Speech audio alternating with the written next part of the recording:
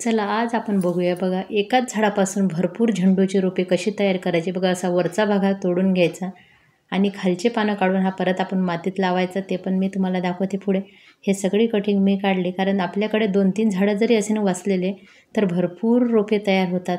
कारण पावसाळा आला ना, हे झेंडूची ग्रोथ खूप छान व्हायला लागते।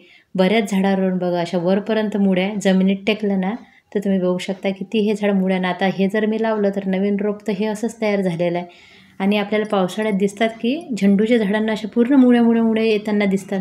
अशा बऱ्याच झाडांसोबत असते। त्याचा अर्थ हाच आहे की ते कटिंग लावणं खूप सोपं आहे। बघा आता वेगळी जागासुद्धा मी घेतली नाही।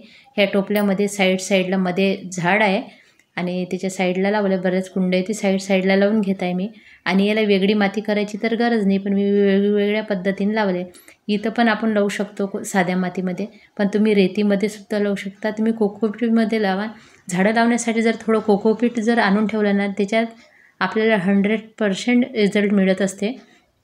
आणि बघा आता असे मी खालचे पानं काढून याचे नवीन रोपे लावते। पहिला हा पार्ट आहे की रोपे कसे लावायचे आणि दुसऱ्या पार्टमध्ये मी तुम्हाला दाखवणार आहे आपले रोपे कशी रुजलेले आहे। सगळेच रोपे कसे लागले, कोणत्या मातीतले लागले आणि कोणत्यांनी लागले ते तुम्हाला सर्व कळेल। आणि या पद्धतीने भरपूर मी अशी कटिंग लावून घेतली। बघा झेंडूच्या झाडांवरच अशा मुळ्या दिसायला लागतात, समजून जायचं आता झेंडूची कटिंग लावणं सोपं आहे किंवा यावेळेस लागू शकते।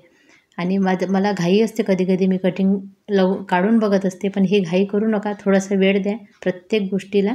आणि कसा वाटला व्हिडिओ नक्की सांगा। धन्यवाद सर्वांचे मनापासून।